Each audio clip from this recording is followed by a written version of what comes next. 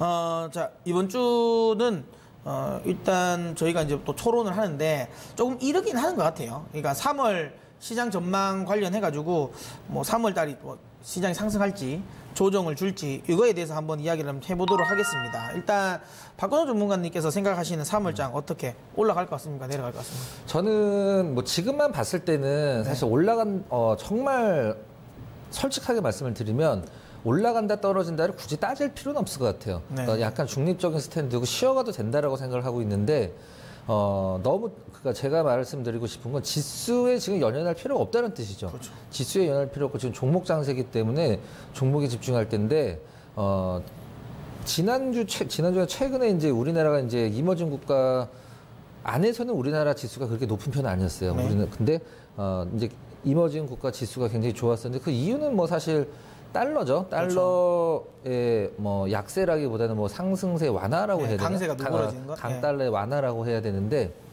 그 달러 강세를 조금 더 잠재울 수 있는 부분은 사실 안전자산에서 위험자산 쪽으로 돈이 넘어오는 이유가 생기면 되는데 전 그게 이제 미국 중국 무역 전쟁 타결이 어떤 그 안전자산 그 달러에서 위험자산 주식 쪽으로 넘어올 수 있는 가장 큰 계기는 사실 그건 것 같아요. 그리고 화면 한번 잠깐만 좀 잡아주시겠어요, 제 거? 근데, 요게 이제 선을 이제 켜놓는 게 지수에 너무 연연하지 말자라고 말씀을 드리는 게 뭐냐면, 이게 우리나라가 이제 박스피라고 항상 비아냥거렸던 5년 동안의 이제 흐름인데, 2012년도서부터 2016년도까지 지수 안 올라가도 저희 주식해서 수익 많이 됐거든요, 사실 실질적으로. 그렇죠. 이때 뭐 지수 안 올라갔다고 뭐 답답해하고 주식 뭐 살까 걱정한 적은 제 기억에서 없었던 것 같아요. 그래서 저는 지금 물론 뭐 방향성은 지금 윗방향이 나와 있고 가격 조정보다는 기간 조정을 주고 있다고 생각을 하고 있는데 굳이 지수가 올라갈까 떨어질까라고 생각할 필요는 없고 분위기는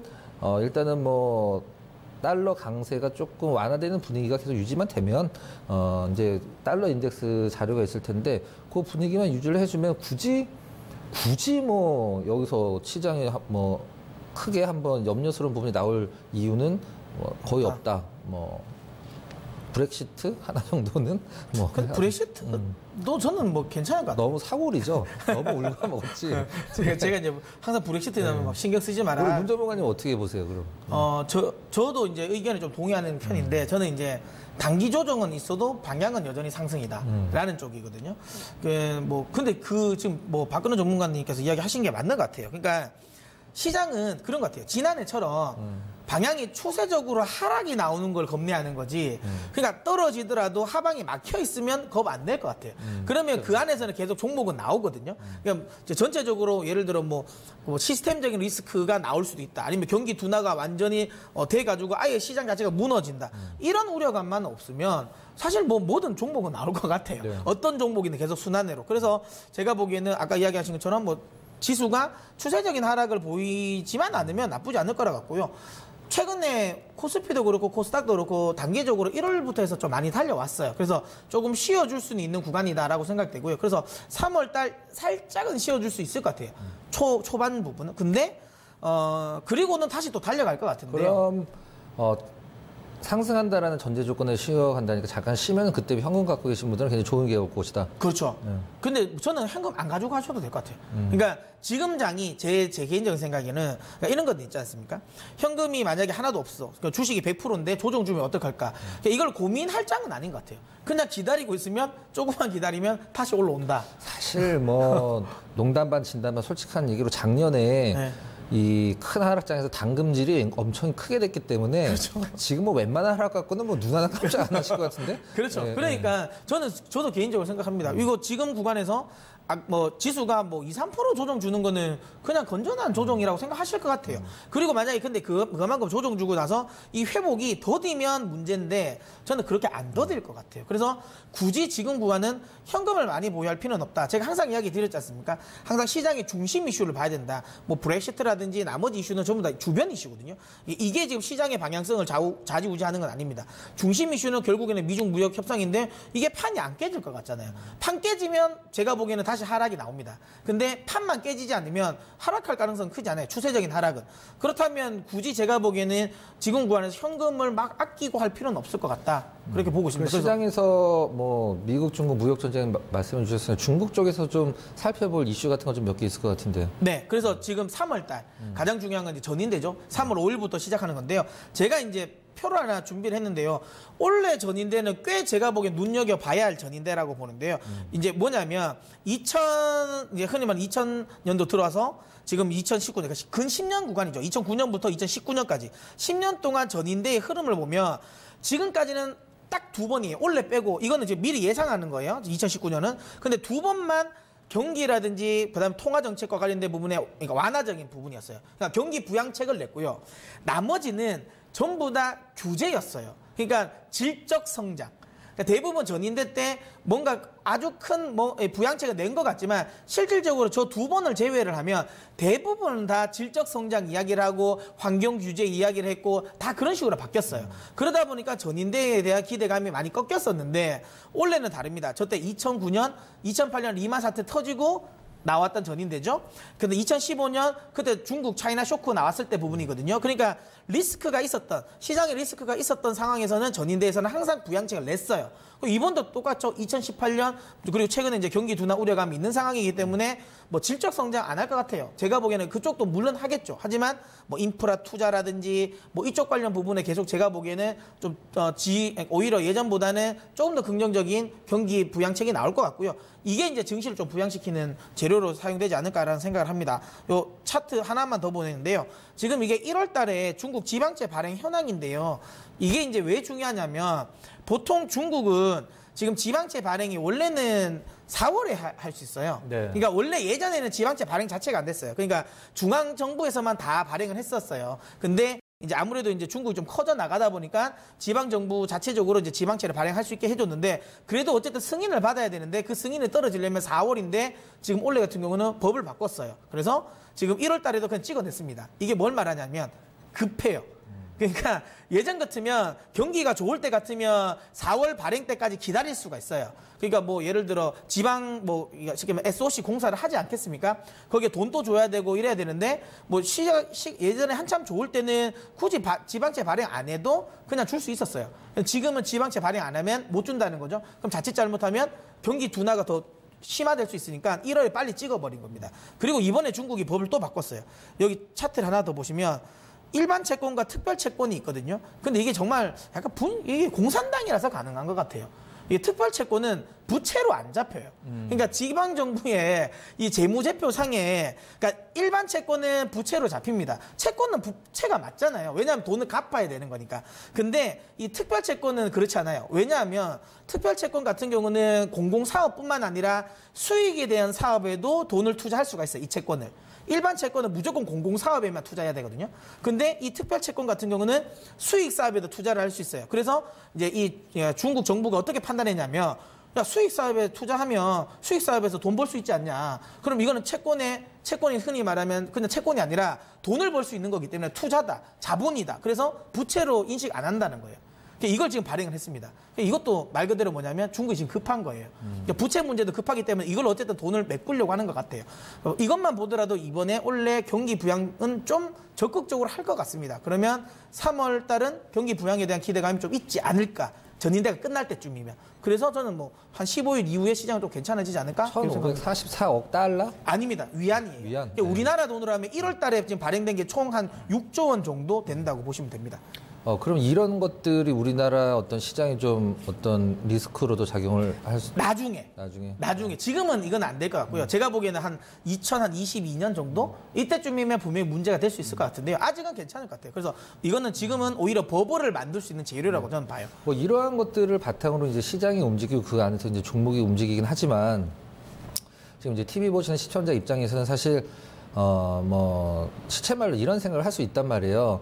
그래서 뭐 사란 소리야. 뭐 그래서 뭐 제가 먼저 질문드리면 문장관님 이런 걸 바탕으로 인해서 시장이 3월달에 잠깐 조정을 받아도 추세적인 상승을 할 것이다라고 예상을 하셨는데 그러면 그 안에서 뭐 뽑을 수 있는 건 뭐가 있을까요? 저는 경기 민감주. 경기 민감주. 그러니까 경기 민감주 하면 전 대표적 너무 범위가 넓긴 하죠. 근데 이제 전 대표적으로 세 섹터가 있습니다. 뭐 IT, 그다음에 산업재, 소재인데 그러니까 산업재 중에서는 기계 장비 쪽. 예, 기계 장비 쪽. 그러니까 뭐 다들 기계 아시는 장비는 왜 좋을까요?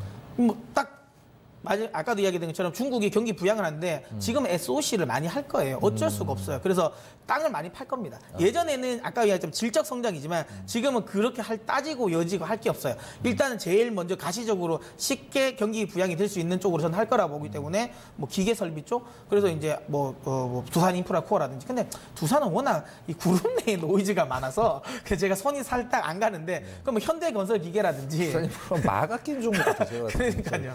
그래서 만약에 그러면 현대건설 기계라든지 아니면 뭐 미국 주식을 하시는 분은 사실 캐터필러를 하시는 게 좀 좋긴 한데 뭐 왜냐면 그때는 미국도 이제 경기 부양을 할 거니까 그래서 기계 업종 그다음에 소재 업종들 같은 경우는 화학 업종들은 단기 반등은 나올 것 같아요. 네. 왜냐하면 이게 지금 미중 무역 분쟁이 가장 큰 악재 발목을 잡혔던 게 화학 업종이니까 그것 때문에 눌렸던 부분이 저는 조금 풀릴 것 같아서 화학 업종도 관심을 가지시라. 네, 저도 뭐 개인적으로 화학 업종 굉장히 좋게 진행될 거라고 생각을 하고 있는데 앞에 이제 전제 조건이 달리니까 이제 그렇죠. 이게 잘 풀렸을 때 이제 지금 표 하나 잠깐 갖고 왔는데 이게 이제 지난주에 우리나라에서 많이 올랐던 이제 업종의 흐름인데 상위 업종들 보면 사실 이게 굉장히 좀 의미가 좀 있는 흐름이거든요. 왼쪽 보면 이제 화장품서부터 시작해서 방금 이제 문 전문가께서 언급하신 화학, 그다음에 철강, 뭐 이런 쪽들 뭐 다 이제 어떻게 보면 중국 관련 소비주라고 이제 볼 수 있는 부분인데.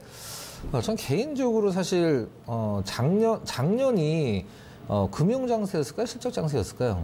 작년이요? 네. 작년은 하락장 아니었습니까? 아, 재작년. 아, 재작년? 재작년은 어쨌든 표면적으로 보면 실적 장세가 재작년에? 맞았죠. 예, 저는 재작년에 이제 뭐 거래소는 뭐 원톱, 투톱으로 실적 장세에 나갈 수도 있는데 저 코스닥은 100% 금융 장세라고 보거든요. 그렇죠, 코스닥은. 네, 그래서 저는 올해 뭐 코스닥만 이게 원래 이제 뭐 너무 진부한 얘기긴 한데 이제 사계절이 있어요. 이제 거기서 이제 금융장세, 뭐 실적장세 얘기를 하는데 계속 사이클 돌아가죠. 근데 올해 코스닥에서 저는 실적장세 한번 예상해 볼 수 있을 것 같아요. 그래서 아까도 이제 바이오 말씀드릴 때 제가 조금 조심스럽게 했습니다만 지금 원톱들이 지금 현재 뭐 힘을 너무 못 쓰고 있어서 뭐 2선, 3선에 있는 기업들이 눈치만 보고 있는 상황이라 바이오메드 빼고는 특별한 모멘텀도 지금 주가에서 보여주지 못하고 있는 상황에서 이 중국 관련 소비주들은 저는 제가 봤을 때 솔직히 여기서 뭐 화장품이나 이런 거 좀 약간 진부하고 저도 본다라고 좀 눈에 띄게 뭐 올라갈 수 있는 부분들은 화학 쪽.